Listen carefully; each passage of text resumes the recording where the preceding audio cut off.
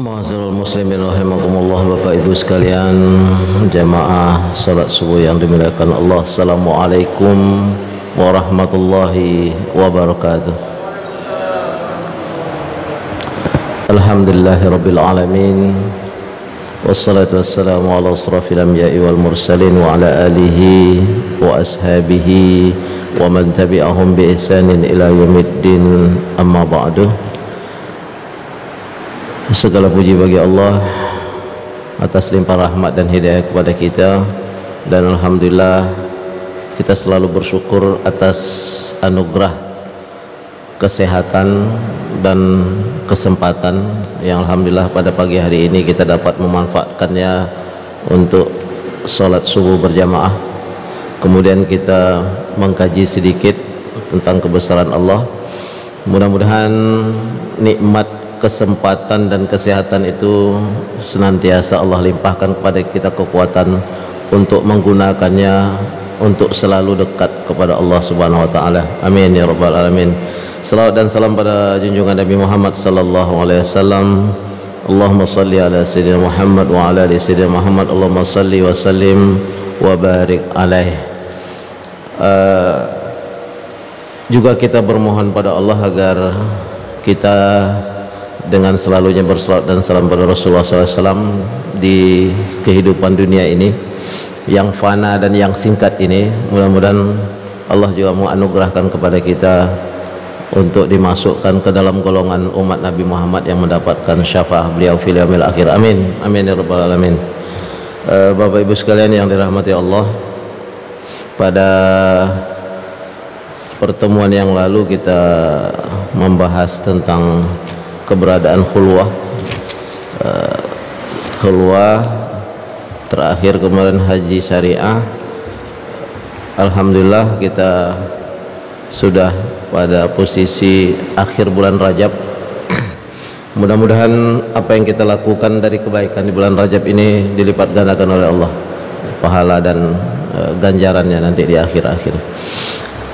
Allah berfirman di dalam surat Az-Zumar ayat 23, dijelaskan oleh Allah, auzubillahi minasyaitonir rajim, bismillahirrahmanirrahim, taqsha'iru minhu juludul ladzina yakhshawna rabbahum thumma talinu juluduhum wa qulubuhum ila zikrillah.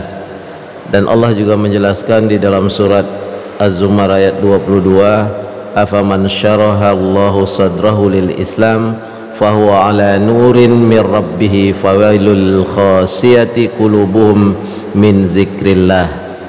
Lalu Rasulullah bersabda, jazbatun min jazabatil haqqi tawazi amalis thaqilain. Wa qala ali karamallahu man la wajada lahu la dinalah. Kalimat pertama Allah menjelaskan orang-orang yang yakhshawna rabbahum, orang-orang yang takut dalam arti khosyah. Khosyah ini rasa takut yang paling tinggi. Ada khauf, ada ham.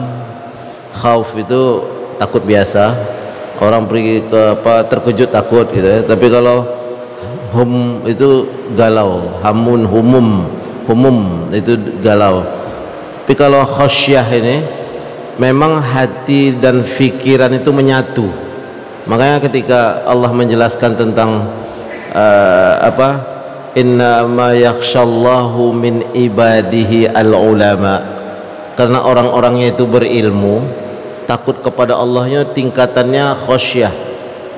Dia memang dari hatinya yang paling dalam, karena nilai ketawakalan dan takwanya yang tinggi, maka rasa takut kepada Allah itu memang Allah merasa dia itu memang dipantau, maka dia tak akan berani berbuat sesuatu, berfatwa menyalahi, kemudian membuat hukum-hukum tertentu. Kemudian jika ada yang bertanya tentang hukum, terserah bapak maunya apa, itu tidak bisa para ulama seperti itu. Dia harus jalan pada posisi yang Allah tentukan itu. Kenapa yang demikian? Nah, ini dia kenapa yang demikian.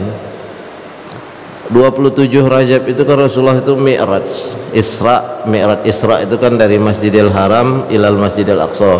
Begini, Mi'raj itu kan dari Masjidil Aqsa ila Sidratil Muntaha.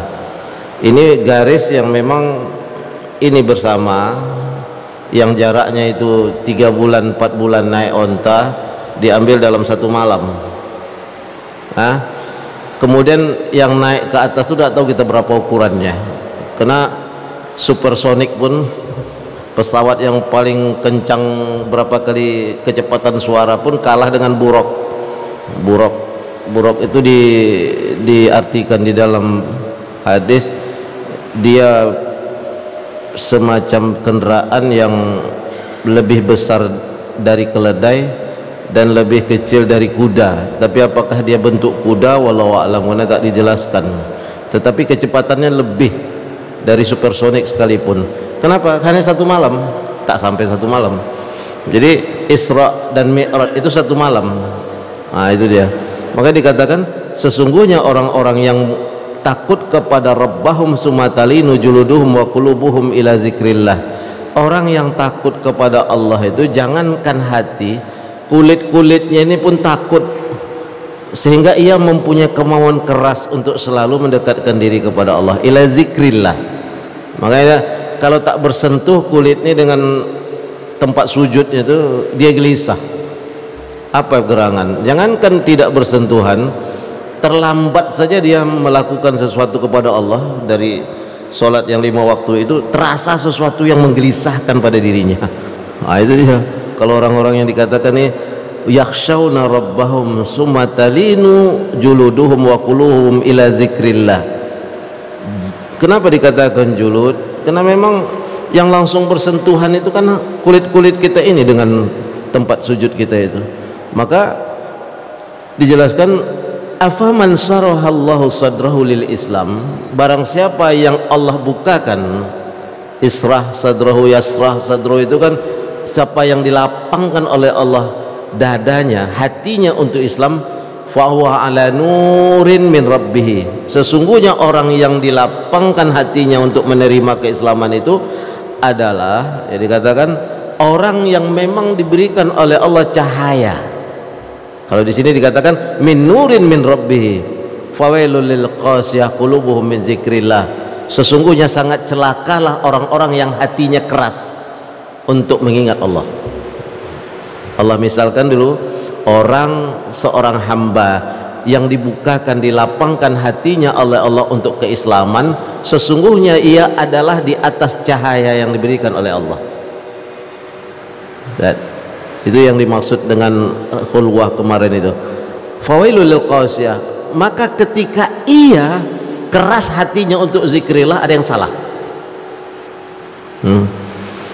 Orang yang bertakwa dan memang sungguh-sungguh khasyah kepada Allah itu adalah orang-orang yang memang ketika diberikan sesuatu kewajiban oleh Allah, contohnya sholat, puasa Ramadan yang sifatnya wajib lah, sebenarnya yang sunnah pun dia lakukan, ia tidak merasakan itu beban, karena itu adalah jalan keluar dari kehidupannya, jalan keluar dari segala kesulitan kehidupannya, untuk ia melapor kepada yang memberi kehidupan dan yang memberikan kesulitan itu. Makanya dikatakan oleh oleh beberapa ulama, dikatakan apa ciri orang munafik itu? Apabila ia berdiri untuk melakukan kewajibannya kepada Allah, ia merasa malas. Nah, itu bukan dia orang munafik, tapi sudah masuk intrik-intrik nifak itu pada dirinya. Kan? Jangankan untuk yang wajib, untuk yang bangun malam saja dia harus merasa ringan. Kenapa? Itu beban, itu bukan beban, tapi itulah jalan keluar dari segala problem kehidupannya untuk mendapatkan jalan terang yang diberikan oleh Allah. Kalau nak percuma kita membaca umul kitab Sab'a Masani, lihat kalimatnya kan kecil aja. Kita meminta kepada Allah apa? Ihdinas siratal mustaqim. Ihdinas siratal mustaqim. Ya Allah, berikanlah aku jalan yang lurus, tunjukkanlah aku jalan yang lurus. Kalimatnya ihdina, hadiyun, petunjuk. Ya Allah, berikan petunjuk. Sedangkan dengan manusia ya kadang-kadang kita dengar alasan petunjuk bos petunjuknya pada gitu kan. Padahal sebenarnya kalimat itu adalah ihdina, berikan kami ya Allah petunjuk kepada apa? Siratal mustaqim. Lalu Allah langsung tafsirkan itu. Allah tak mengasihkan waktu yang panjang untuk menafsirkan itu. Siratal ladzina an'amta alaihim, jalan orang-orang yang telah engkau berikan nikmat sebelum kami. An'amta itu kan kalimatnya madhi, fil madhi. Orang-orang yang telah engkau berikan nikmat kepada mereka. Tafsir itulah saya cari tadi. Kalau Ustaz Fajri tidak hafal Quran jadi susah. Apa tafsirnya? Siratal ladzina an'amta alaihim itu. Nah, ini dia perlu kita ini. Jadi kan kita meminta, ya Allah tunjukkan aku jalan yang lurus. Ditafsirkan Allah langsung. Dia dalam ilmu tafsir itu, tafsir yang paling tinggi pangkatnya itu, derajatnya itu tafsir Quran bil Quran. Nama itu tafsir al-ma'thur. Ma'thur. Jadi dia tafsir Quran dengan Quran, baru tafsir Quran dengan hadis Rasulullah SAW. Kedudukannya itu tafsir Quran bil Quran. Nah kalau ini tafsir Quran bil Quran, ayat ini ditafsirkan oleh ayat ini.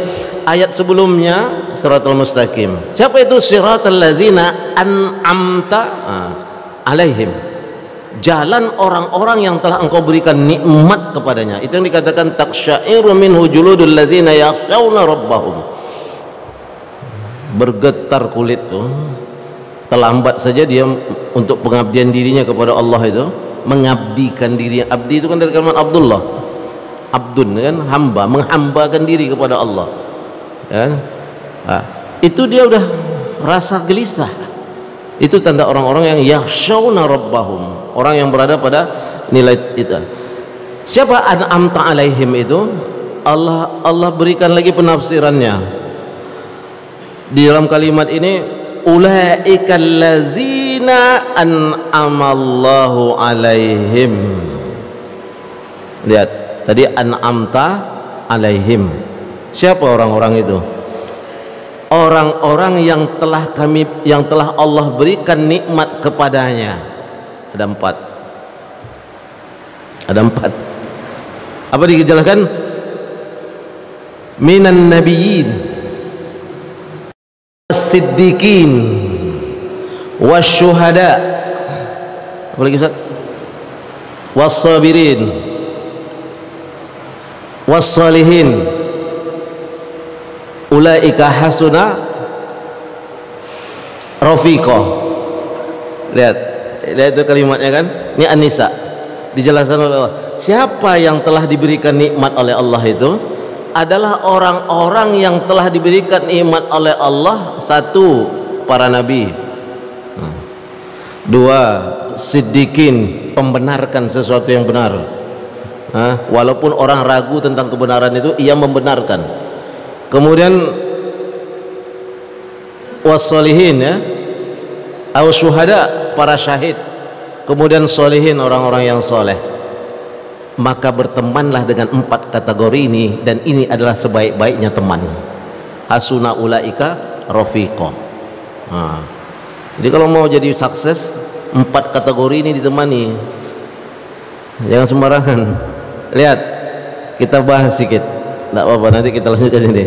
As-siddiqin, di saat Nabi Sallallahu Alaihi Wasallam, karena hubungannya seperti itu, wafat Khadijah, kemudian wafat pamannya. Secara manusiawi Rasulullah itu sangat sedih karena ini istri memang yang memberikan harta dan benda dan dirinya kepada Rasulullah dalam perjuangan dakwah. Pamannya ini yang memang disegani oleh para Quraisy, yang ketika itu mereka datang meminta Rasulullah SAW. Apa kata Rasulullah SAW? Kalaulah ditaruh di tangan kananku matahari, di tangan kiriku bulan, tak akan aku tinggalkan dakwah ini. Itu dicari Rasulullah itu di rumah Abu Thalib. Abu Thalib paman Nabi, ayahnya daripada Ali. Ini yang membackup dakwah itu. Kalau Khadijah tak ada bandingnya dengan istri yang lain. ketika Rasulullah didatangi malaikat Jibril dalam keadaan yang bentuknya yang asli dengan suara, Rasulullah tuh rasa takut. Bayangkanlah kita kalau jalan di jalan kemudian datang dari langit suara, kemana kau? Siapa nggak takut? Secara manusia takut. Datang ke rumah kemudian meminta kepada kepada Khadijah, zammiluni zammuluni, itulah ayat keluar, ya ayyuhal muzammil, wahai orang yang berselimut. Allah ingin menurunkan itu tadi wahyunya. Jibril datang dalam bentuk yang asli. Rasulullah takut. Datang di depan rumah disambut oleh Khadijah. Khadijah percaya dengan itu, lalu disuruh Rasulullah berselimut dan tidur. Tenang hati Rasulullah. Jadi Rasulullah itu kalau punya problem bertemu dengan Khadijah, Khadijah memberikan ini, hilang apa yang tadi mempunyai problem pada Rasulullah. Itu Khadijah.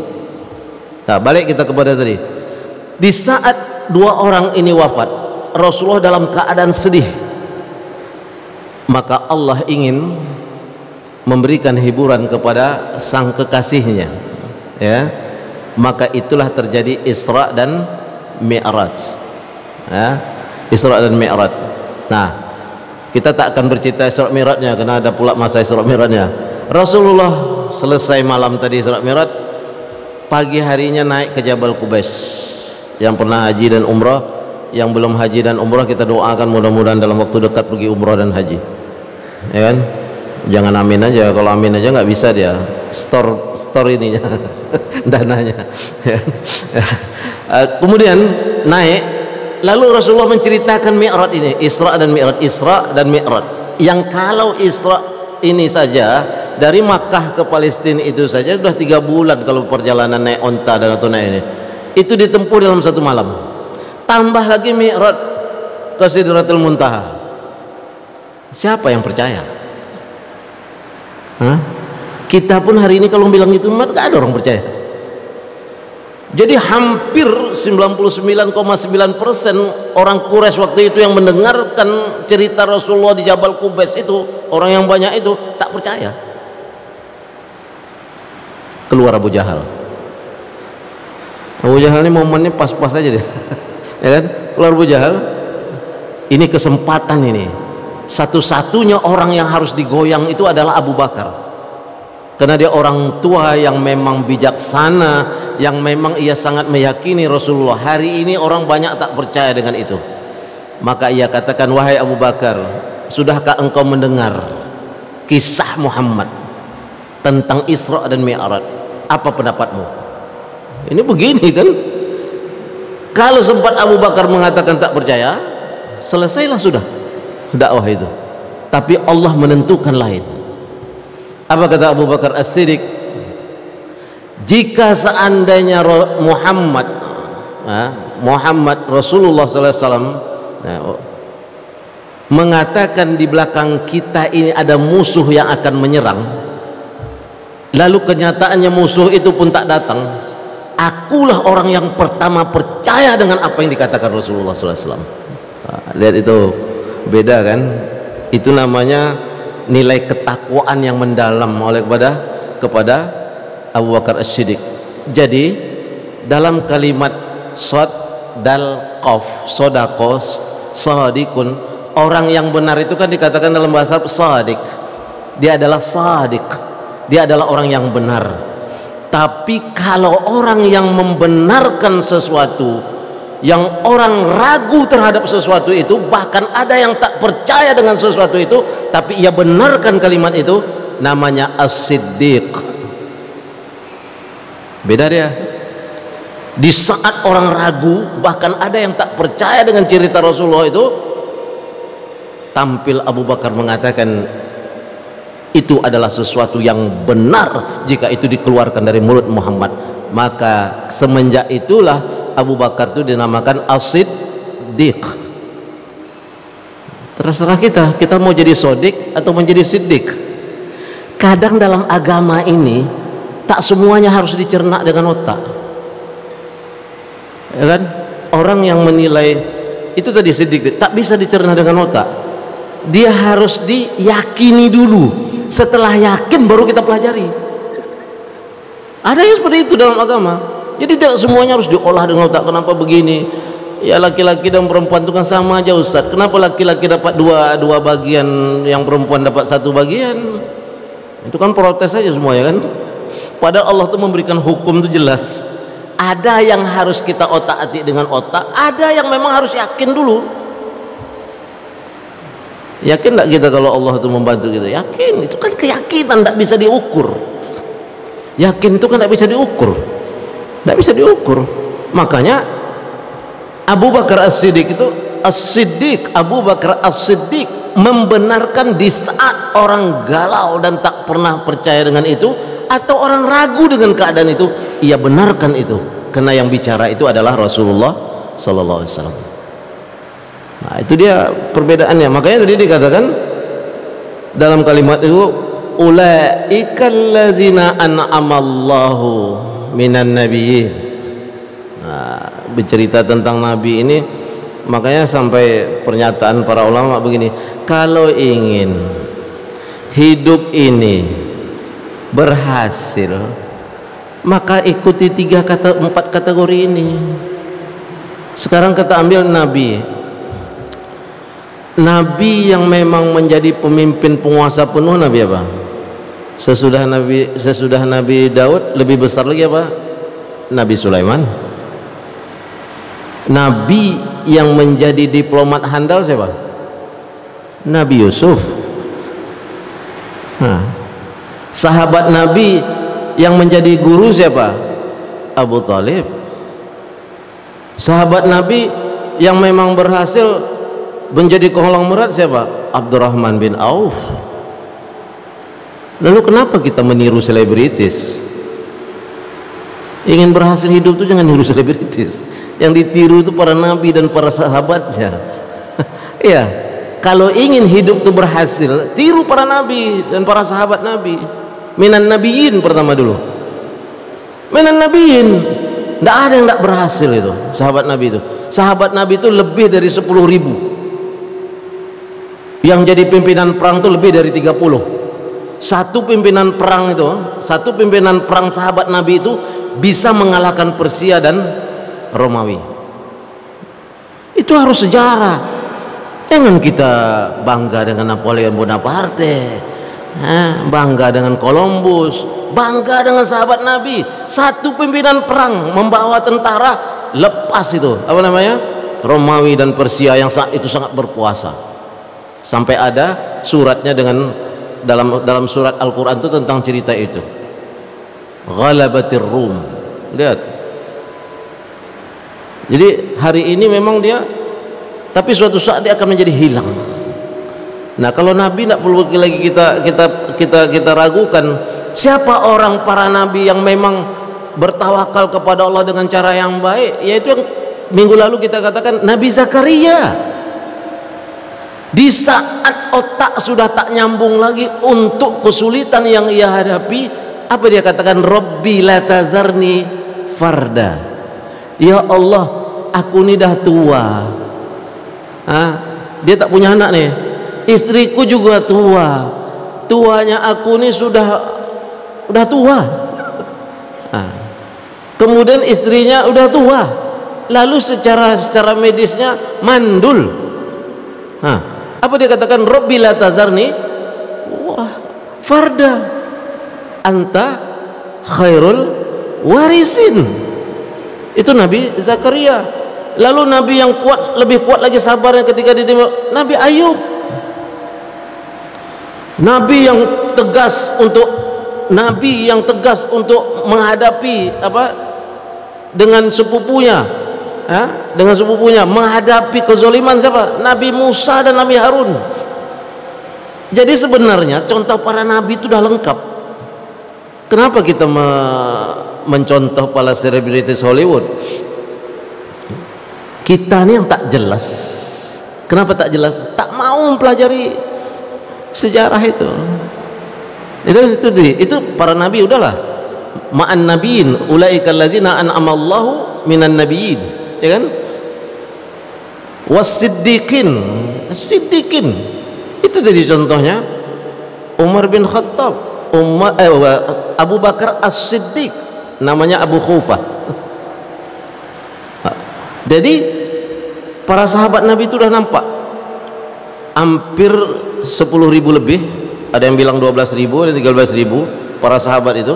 Dari yang itu tuh ada 38 orang yang menjadi pimpinan perang, dan itu berhasil semua. Maka kalau kita ingin berhasil, jangan lepas dari 4 kategori ini. Kalau Nabi sudah ada berlalu. Kedua, kita harus berteman dengan orang as-siddiqin, membenarkan sesuatu yang ada dari ketentuan Allah itu di saat orang ragu atau orang tidak menerima itu. Itu untuk menguatkan. Jadi jika kita sudah mendapatkan istihad yang benar, jangan ragu lagi, cari kawan yang bisa menguatkan itu. Di saat manusia ragu dengan agama ini, kita benarkan agama ini. Ya, di saat orang ragu dengan ketentuan Allah, kita benarkan itu. Maka kita termasuk para siddiqin. Kemudian apa? Yang ketiga, asy-syuhada, orang-orang yang syahid, yang memang berjuang di jalan Allah. Syahid ini banyak ya. Orang yang man salaka an ilmin, man kharaja an ilmin, itu kan dikatakan fahuwa fi sabilillah hatta yarji. Fisabilillah itu termasuk dari suatu syahid juga ya kan. Orang yang menuntut ilmu ini, ia dalam keadaan di jalan Allah sampai ia kembali. Jika ia tak kembali, ia syahid. Maka sesuatu yang besar pahalanya ketika kita masih makan, mengasih ongkos untuk orang-orang yang menuntut ilmu. Itu dia, masih makan. Ini nampaknya sepele, kita sarapan pagi ini, orang menuntut ilmu yang dikasih makan.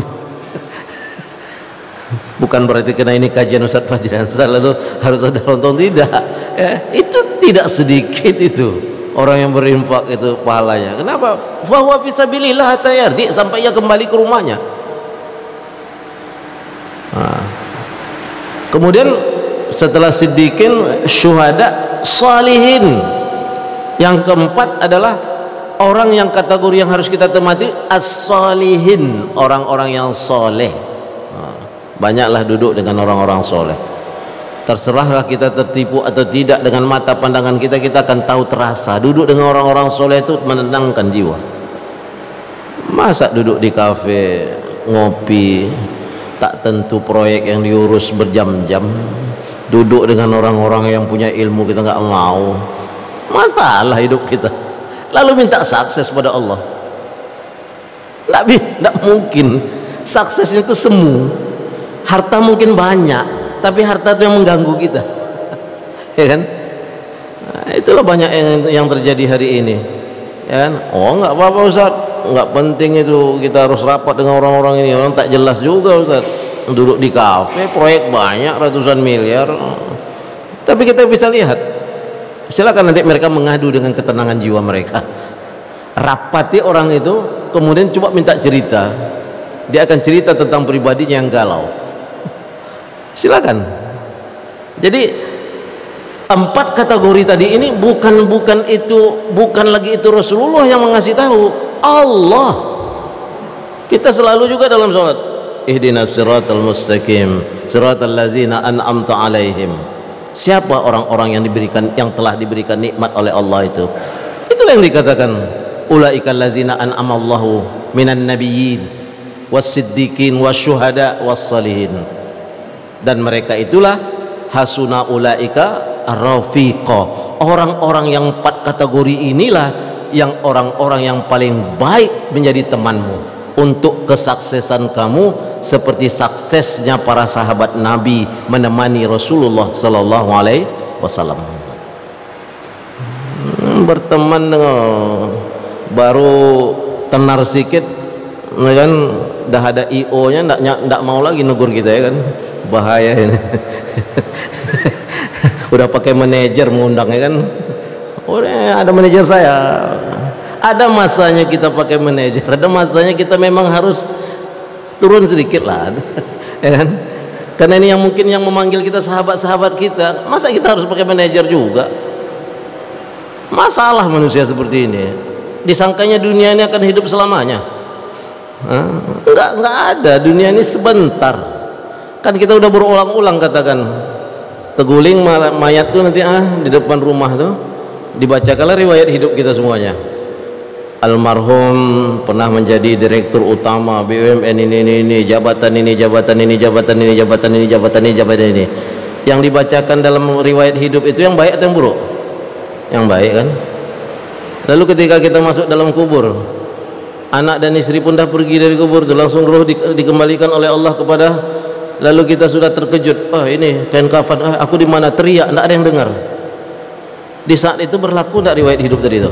Berlaku, tapi baik dan buruknya. Yang tahu baik, yang tahu buruk kita itu apa? Kita dengan Allah. Makanya ikut perintah Allah. Apa? Temani 4 perkara tadi, 4 orang-orang yang telah disebutkan oleh Allah tadi, supaya kita juga selamat di alam barzah. Bukan dunia saja yang selamat, belum tentu juga selamat katanya dunia itu. Itu dia dalam kalimat itu. Lalu qala al-Junaid al-Baghdadi al-wijdu fi musadafatil batin min Allah wahridun bi warasati sururan wa huznan.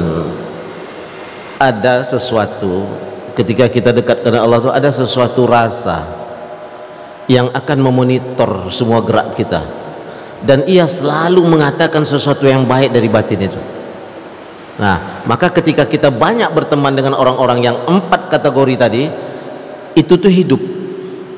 Ia yang kontrol apa yang kita lakukan, dan ia tak pernah berdusta. Itu yang kalimat yang diberikan oleh Rasulullah SAW, istafti qalbak, minta fatwa kepada hati nuranimu ketika ingin mengerjakan sesuatu.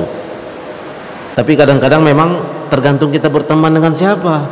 Ketika hati nurani itu menyatakan sesuatu yang benar, tapi kena nongkrongnya di kedai kopi sampai 5 jam, hilang ini, ditutupnya. Saya tidak menyalahkan orang nongkrong di kedai kopi, silahkan aja, nggak ada masalah. Tapi jangan terlalu banyak. Kenapa? Salah teman di situ, salah nasihat. Akhirnya yang tadi itu cahaya dari Allah untuk mengontrol itu tertutup. Kenapa? Dia sudah main akal dengan hawa nafsu. Lihat aja tuh, Syed Qutb yang mengarang buku Zilalul Quran di Mesir itu, yang dijelaskan sebagai Ikhwanul Muslimin, itu dakwahnya juga dari warung kopi ke warung kopi, nongkrong. Ketika orang tuh galau, dia nasihati, tak ada masalah bagi kita. Tapi jangan kita yang terbawa gelombang mereka, harus kita yang menggelombangi mereka. Itu kuat apa tidak? Itu yang penting. Makanya al-wizdu dikatakan al-wizdu fi mujabatil batin, sesungguhnya ada sesuatu titik di dalam hati kita ini yang Allah letakkan cahayanya mengontrol dari seluruh pekerjaan kita. Jangan itu tertutup. Salah berteman dia tertutup, ya kan? Sama dengan yang kita telah bahas, ketika Allah menurunkan, makbulkan doa kita itu, jangan tertutup kita itu dengan maksiat, sehingga doa yang dimakbulkan oleh Allah itu tak jadi, dia terpantul dia. Kenapa? Dengan maksiat kita. Kan yang bahayanya tuh. Lalu musadabatul batin minallahi waradun yurisu sururan, karena itu dia adalah antara rahasia antara seorang hamba dengan Allah. Yang tadi itu al-wizu itu rahasia hamba dengan Allah. Jika rahasia itu pun dibuka, Allah memaafkan sebesar apapun. Makanya Allah rahmatnya itu lebih luas dari murkanya. Seandainya Allah itu murkanya lebih besar dari rahmatnya, munafik campak, kan? Kafir matikan, Yahudi jahat bunuh, dicabut sama Allah nyawanya. Itu kalau murkanya lebih. Tapi Allah memberikan rahmatnya lebih daripada murkanya. Maksiat kita masih dikasih hidup, tak sholat kita masih diberikan mobil, harta, ya kan? Tinggal sholat makin tinggi jabatannya. Tanda Allah rahmatnya lebih luas dari murkanya. Allah punya murka, tapi rahmat Allah itu lebih luas dari murkanya. Bahkan kalau Allah tak tawwabur rahim, maksiat cabut Allah nyawanya, ya kan? Buat jahat cabut Allah nyawa. Tapi Allah kasih waktu, ada masanya taubah. Wa amal bizur ruhani bi quwwatil jazbiyah bi misli qiraatil Qur'an bi sautil hasan. salah satu yang masuk ke dalam hati cahaya yang wizdu ar-ruhaniyah, al-wiz al-ruhaniyah itu adalah untuk menguatnya, salah satu untuk menguatnya adalah qiraatul Quran bihusnin, membaca Al-Quran dengan benar, baik secara makhraj ya, baik secara tajwid. Itu yang akan menambah wizdur ruhaniyah kita itu. Maka dikatakan biquwatil jazbiyah bimisli qiraatil Quran bi sautin hasan aw syi'run mawzun aw zikru mu'aththir fala yabqa lil jismi quwwatun li ikhtiyar. Manusia ini kan jasmani lemah atau tak lemah itu kan tergantung dari rohaninya. Yang menguatkan kita untuk melakukan sesuatu itu apa? Niat kan? Niat itu dari mana? Dari dalam, rohani. Tidak mungkin dari luar. Betul, nanti ada fenomena orang lain, tapi itu kita masih ragu. Kita tanya hati kita. Begitu kuat dari hati, secara jasmani juga dia kuat. Apa yang menguatkan Abu Bakar itu menjadi As-Siddiq? Karena memang kekuatan rohaninya. Kekuatan rohaninya. Ia yakin ini Muhammad tak mungkin berbohong. Itu dia, tak mungkin berbohong. Karena Rasulullah itu mempunyai akhlak, dan dari segala macam yang ada pada para nabi-nabi sebelumnya itu semuanya menumpuk di pada diri Rasulullah sallallahu alaihi wasallam. Rasulullah diplomat handal, pemimpin negara yang terbaik, ya kan? Mengurus rumah tangga yang terbaik. Tidak ada pada diri. Makanya laqad kana lakum fi rasulillahi uswatun hasanah. Dia tercermin pada diri Rasulullah itu semuanya. Mau cari sosok yang seperti apa? Ada semuanya pada Rasulullah. Dari Nabi Adam sampai keberadaan Rasulullah itu ada semuanya, disempurnakan di dalam Rasul. Makanya ketika mukjizat Al-Quran itu turun kepada Rasulullah, semua kisah orang-orang terdahulu itu ada di dalam Al-Quran. Maka sangat rugilah orang yang tak pernah membaca Al-Quran. Kita mau bikin motivasi itu tidak perlu banyak-banyak, baca Al-Qurannya, pahami, itu motivator yang paling baik itu. Nah, dulu berapa tahun yang lalu ada itu namanya mempelajari sholat khusyuk dari hotel ke hotel, bayar sekian juta. Coba tanya yang udah pernah kursus sholat khusyuk itu, udah khusyuk gak sholatnya? Saya bukan melarang, silakan ikut, tapi perlu kita ketahui, khusyuk itu pemberian Allah atau kita memang hanya mencarinya? Pemberian Allah. Sekarang orang yang sering diberi oleh Allah itu siapa? Hamba yang taat kepadanya. Bisakah khusyuk itu dicari dengan duit dan sertifikat? Tidak mungkin.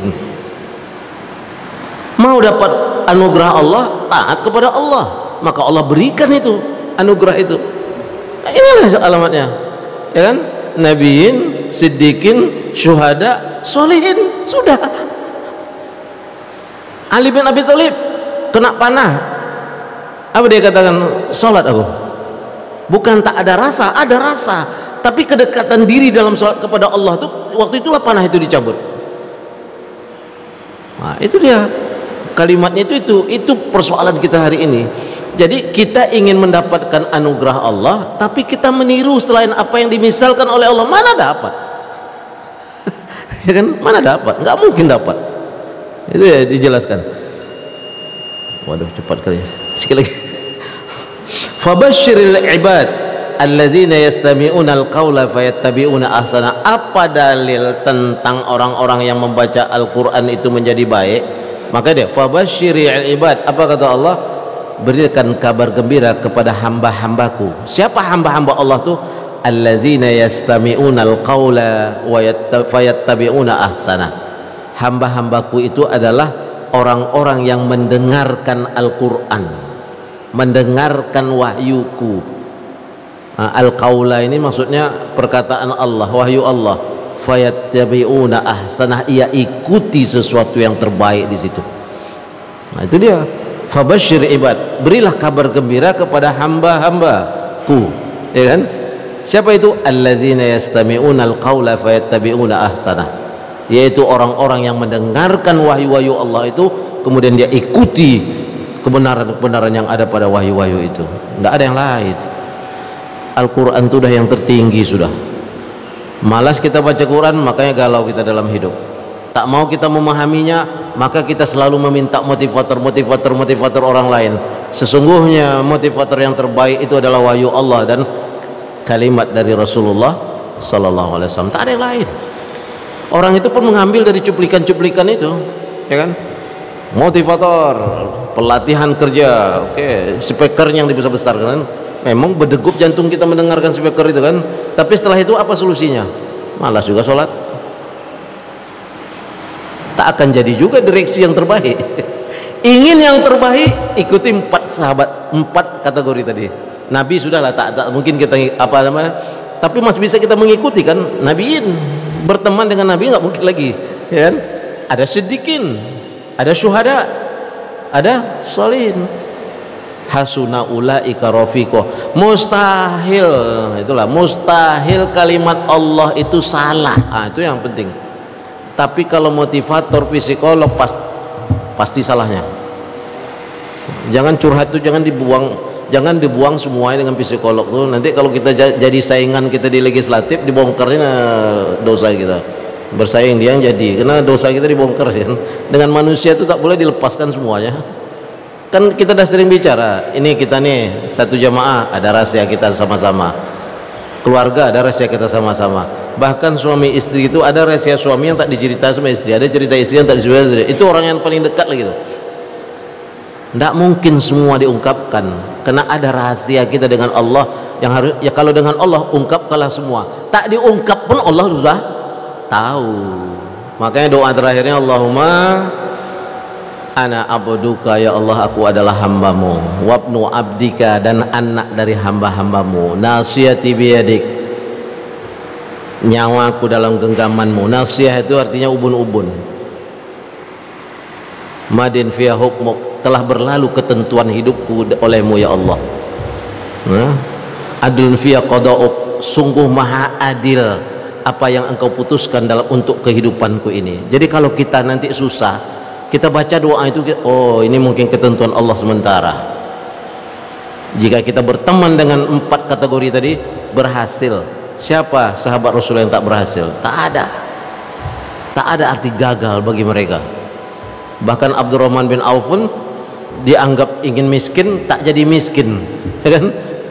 Dibeli orang sesuatu barang yang dia beli yang tak laku di pasaran itu semua adalah ketentuan Allah. Nas'aluka bikulli ismin huwalak, kami memohon kepada engkau dengan segala nama yang engkau peruntukkan untuk dirimu ya Allah. Anzaltahu fi kitabik, yang kau turunkan pada kitabmu. Au allamtahu ahadan min khalqik, atau engkau ajarkan nama-nama itu kepada salah seorang dari hamba-hambamu. Au istaksarta bihi fi ilmil ghaibi indak, atau engkau letakkan itu sebagai ilmu ghaib pada sisimu yang kami tidak tahu. Akhirnya apa dikatakan di kalimat itu dalam doa itu? Anta ja'alal qur'ana rabi'a qulubina, jadikanlah Al-Qur'an itu sebagai musim semi pada hati kami. Itu dia, anta ja'alal qur'ana rabi'a qulubina. Itu dia kalimatnya dalam Quran. Allahumma ya farijal ham wa ya kasifal gham wa ya mujibad da'watal muttarin rahmanud dunya rahimul akhirah, nas'aluka rahmatan, kami memohon kepada engkau rahmat yang akan mengayakan kami, dan kami tak butuh lagi rahmat selain engkau. Putus, kata orang apa, putus makrifat. Bukan putus gitu, nyambung nih kepada Allah itu. Nas'aluka rahmatan, kami memohon rahmat kepada Allah, tughnina biha, yang memberikan kekayaan kepada kami, yang kami tak butuh lagi rahmat kasih sayang selain engkau. Nah, kalau udah kasih sayang Allah, orang benci sama kita, kau harus sayang dengan dia, enggak bisa, ngelak. Itu kan, itu persoalannya. Cuma kita sekarang keyakinan kita nih belum sampai kepada as-siddiqin. Nah, itu aja. Pak Jinanta tak mengatakan dia siddiqin, belum juga. Masih ada juga itu. Makanya kita mengkaji sama-sama supaya kita bisa jadi orang-orang yang siddiqin, syuhada, wassolihin. Kalau nabiin kan tak mungkin lagi jadi nabi. Baik, itu saja yang dapat saya sampaikan. Kita tutup dengan doa kita mau majlis. Subhanakallahumma wa bihamdika asyhadu an la ilaha anta astaghfiruka wa atubu ilaik.